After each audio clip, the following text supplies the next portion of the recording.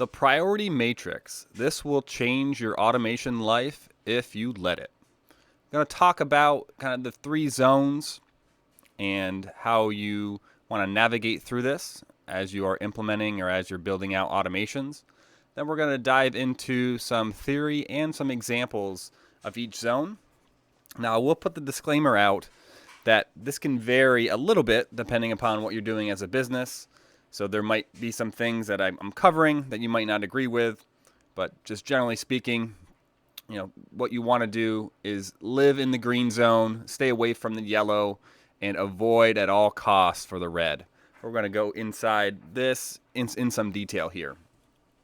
So the priority matrix is your standard kind of XY graph that will show you kind of the impact of the automation that you're building compared to the effort that it's going to take to build it. So the top left zone of this matrix is the best place to be. That's going to be low effort, high impact. So those are the things that are easy to do and are going to have a huge impact on your business. Obviously, that's where you can get a tremendous amount of value. Now, you also notice that the green will extend over into the high effort area as well. So if it's high impact, high effort, that can still get categorized as green. And then also low impact, but also low effort is again green.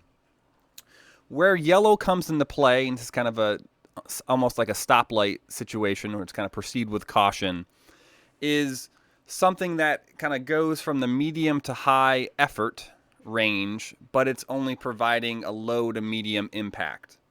And the reason why that's yellow is you want to do that with some design and strategy, because you're going to be burning up a good amount of time and resource in making this happen.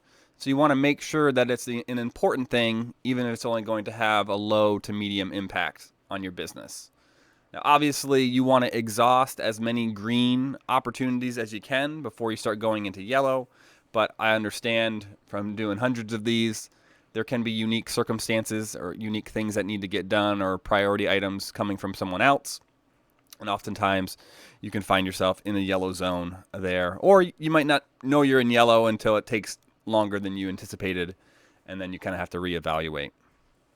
The red zone is something that you want to avoid basically at all costs. Obviously, the far right of the red zone is the worst part.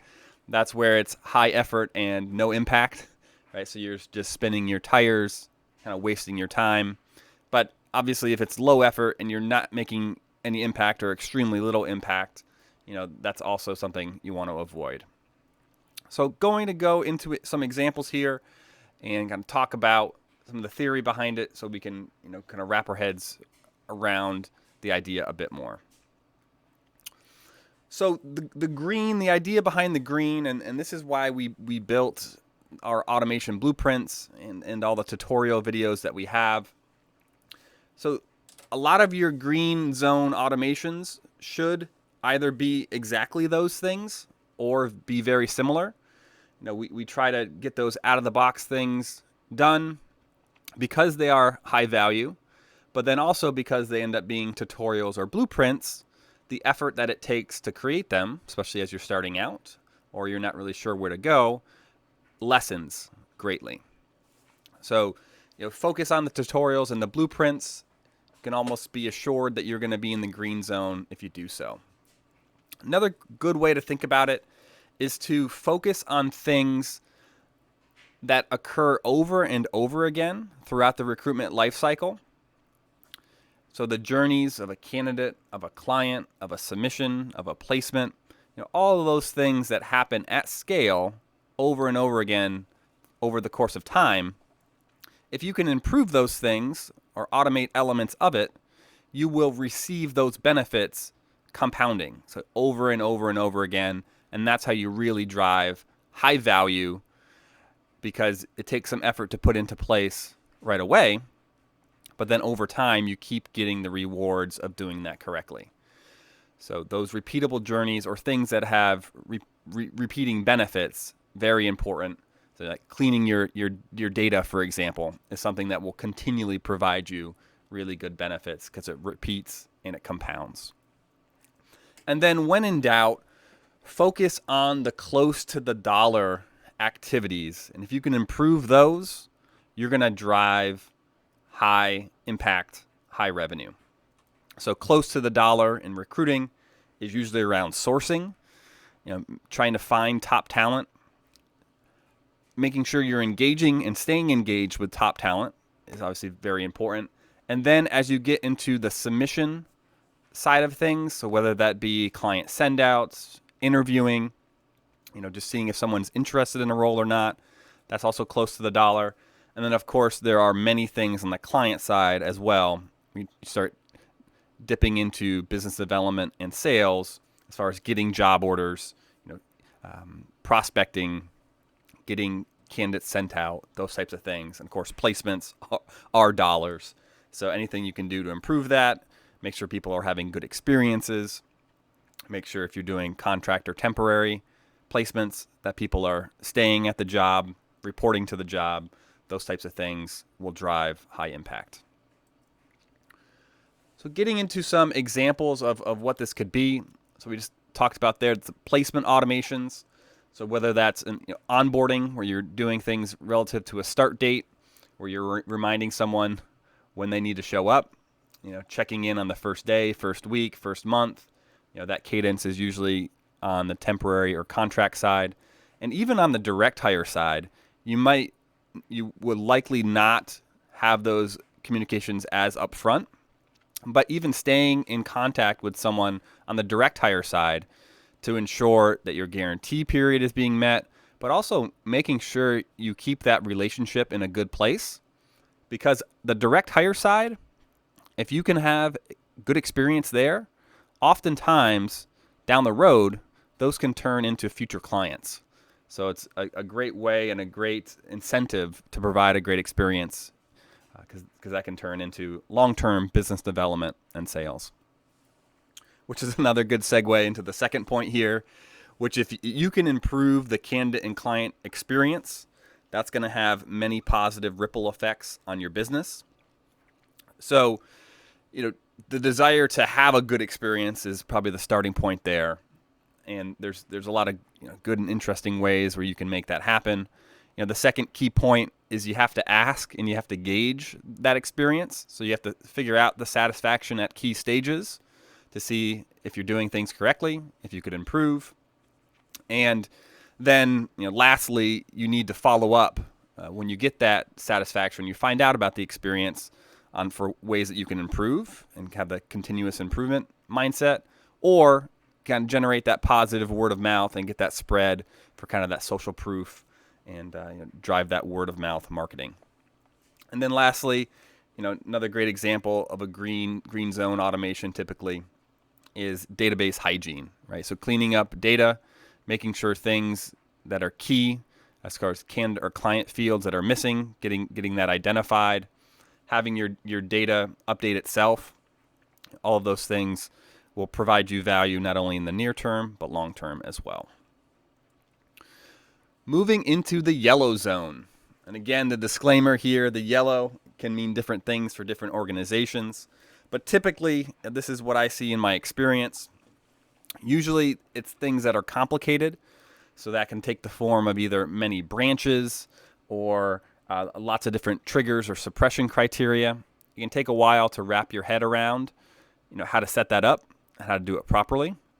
So that's where oftentimes a high effort involvement can come into play. Another example I see quite a bit is for the lengthy outbound email or text message campaigns. And these are super valuable, super great, but they can take a lot of time because it's very content heavy. So if you're doing outbound, a 12-month, 18-month drip campaign, that's a lot of content to create, to curate, to update periodically, because you probably wouldn't want that running for 5 years consecutively, and you want to update it, refresh it time to time. So that can take obviously a good amount of marketing resources and effort to make happen. Whereas if you focus on some of the database automations or some of the internal notifications and reminders, that content isn't as intensive up front. Or if you're doing the interview reminders, the placement onboarding, placement, redeployment, those types of things. Those are so targeted that the content really writes itself. So it's a little bit less intensive, typically from a marketing resources perspective. And then the last kind of general zone that I see is for very heavily customized automations. So think if you have multi departments that want to do different things, different touch points. It's great in automation through Herefish. You can accomplish that, but it requires typically a bit more effort, careful thinking for your segmentation, your different automations, your entry criteria, your suppression, those types of things. So that's where you can typically get brought into a yellow zone. So getting into some examples, with the multi-branching inside of an automation, a lot of times I see kind of, one branch will be if someone does an action, another branch will be if they don't do an action. But then if you have, multi-branches above that, then you're doing that action, non-action branch split multi-times below. And this is where you can get a whole tree of branches. And that can become quite convoluted, take a lot of time to set up, but then also, kind of wrap your head all around that, make sure it's working correctly. So in a lot of times, with your action, non-action branching, doing that in separate automations is going to be the best bet, just to kind of keep it a little bit cleaner, but then also keep it also a little bit more standardized and more efficient. And again, I talked about kind of the really long outbound drip campaigns, and those are valuable because you're accomplishing a lot over time, but it's very content heavy. So that's why it typically will follow into a yellow bucket. And then, like I spoke about, the kind of the custom per department. If you're an organization that has many departments, you can kind of see where that's going from an effort, segmentation, and build perspective. So lastly, moving into the red zone, the red theory, you want to avoid this at all costs. I do understand sometimes you got to live here, you got to do it because you kind of, that's your directive, or that's something that's needs to get done. But otherwise, try to stay clear of this. One thing that kind of I hear warning bells in my mind whenever this comes up is if individual recruiters want individual automations. And that can come sometimes from a lack of standardization in data entry or process, which can obviously can wreck a lot of automation plans. But from a building perspective, that's kind of a nightmare to maintain, but then also to build initially, especially for a large organization. So, if you hear that, you may want to have a deeper conversation, try to figure out a way to get some efficiency done. And then also, another kind of warning bell that goes off typically for me is, kind of the one and done campaigns. So this is using Herefish as just a a marketing outblast kind of tool, which it can be used for, but obviously, you're going to lose a lot of the benefits from automation and the recurring compounding value by doing that. But we have many clients that do so. You can mix and match, but especially when you're starting out, I would focus on the recurring automations that you'll get benefit from over and over again. So getting into some red examples, again, these might be different for your business than kind of the generalized way I'm thinking about it here, but this is the automations per single user. So each user wants customized automations. That's going to take a lot of time. There's typically not going to be a lot of scale involved there. So it's going to typically be on the red, in the red zone. Like the single job blast type campaigns where somebody says, hey, we have this hot job. We don't have any traction for it. Let's blast it out to, X amount of people. But that's a one and done situation. Like then the next week, then there's another job. And the week after that, there's another job. So it just kind of is a blasting out kind of tool. So, typically when that gets brought up, you might have to do that initially, but I would recommend trying to do it in the more yellow or green way, which would be, let's try to build up our community of engaged candidates. Let's get our segmentation better in the database. Let's have some continual outreach to active job seekers so that you can accomplish those types of things, continually with automations that'll just run in the background. And then limited scale automations are also things that can kind of throw up a red flag. If you're building out a super complicated automation, tons of steps, tons of entry and submission criteria, and only 20 or 30 people are going through it, it's probably not going to have a ton of impact. So that limited scale is also something to bear in mind when you're thinking about kind of the priority matrix zones. Hope that was helpful. Thank you for watching. Hit that subscribe button so you don't miss out on any new videos. Leave a like or a comment, and be sure to check out these other videos over here. Until next time, happy automating.